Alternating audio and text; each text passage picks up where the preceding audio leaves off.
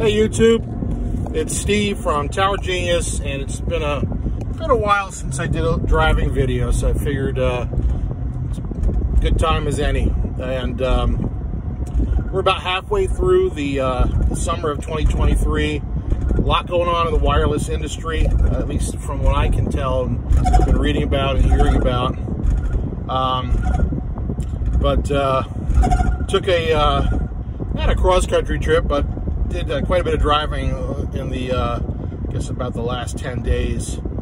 And I've got to tell you, I think Charlotte, North Carolina has the highest number of ugly cell towers in the country. Just, you know, a little bit of driving I did through the Charlotte metro area, coming down from Virginia, and anyway, we saw 3 of the ugliest cell sites that I have probably ever seen in my life.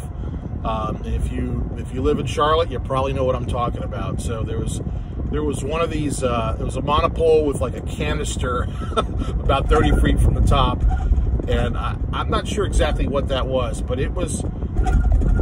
I have no idea what they were thinking putting that up there, but it is really, really ugly.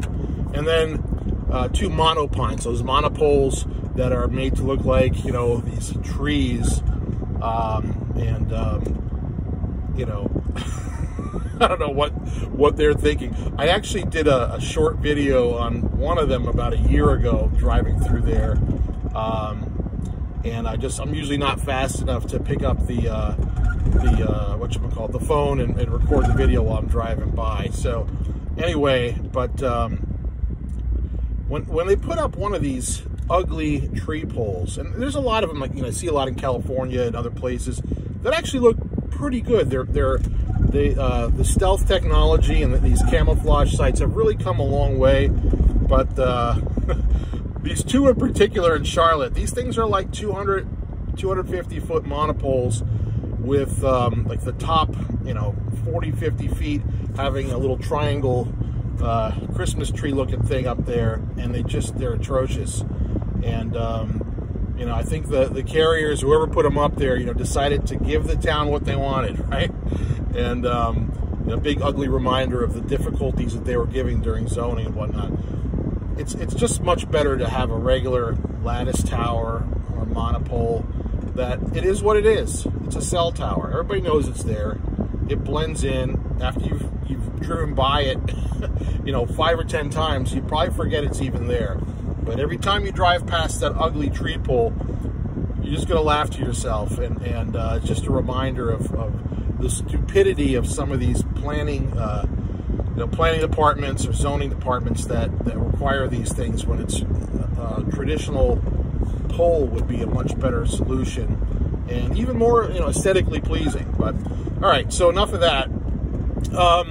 So recently, I guess, you know, I read it, I guess Wireless Estimator and a few other places have posted this in the industry, and you can probably read about it on some of these other business websites. But you know, Crown Castle, the #2 tower company in the United States, has announced that they're laying off 15% of their workforce. You know, they're tightening the belt, whatnot.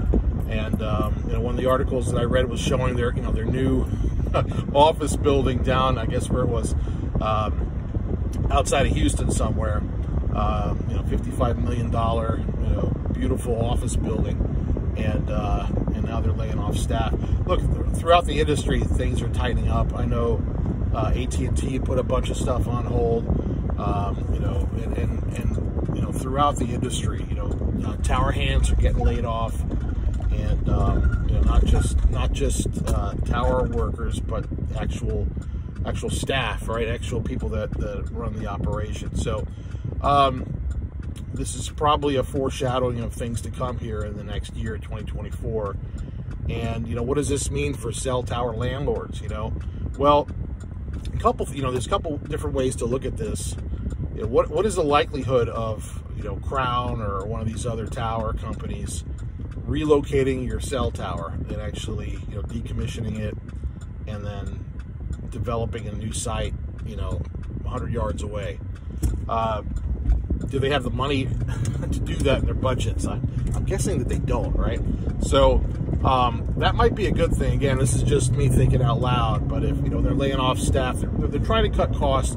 I'm sure they don't have budgets to move these cell sites. And the same goes for these rooftops. I mean, unless there's a really, really extreme situation,